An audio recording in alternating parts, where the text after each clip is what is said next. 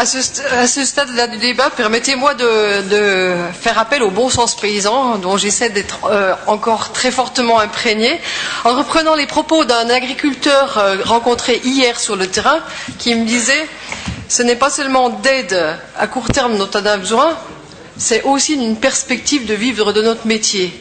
Et je crois que ça illustre très bien nos débats budgétaires d'aujourd'hui, c'est-à-dire qu'il n'y a pas opposition entre parole et action, entre urgence et perspective, entre court terme et long terme, entre orientation et action. Il faut les deux à la fois.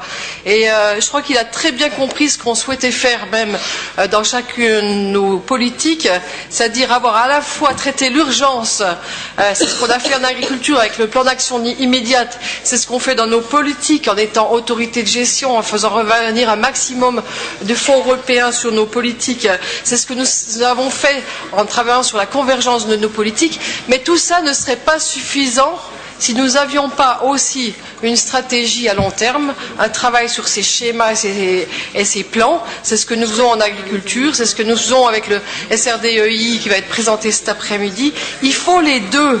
Il faut les deux. Ça m'énerve ce discours qu'on a tout le temps au niveau budgétaire en dire il ne faut pas seulement des paroles, il faut de l'action. Il faut les deux. Si on fait seulement des actions sans savoir où on va dans le mur. Si on fait seulement de la prospective sans action, on n'est pas bon.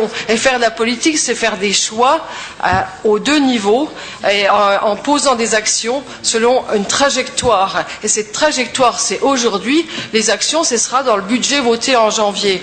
Alors, de grâce, profitons un peu de ce bon sens paysan pour ne pas toujours mettre en opposition les choses.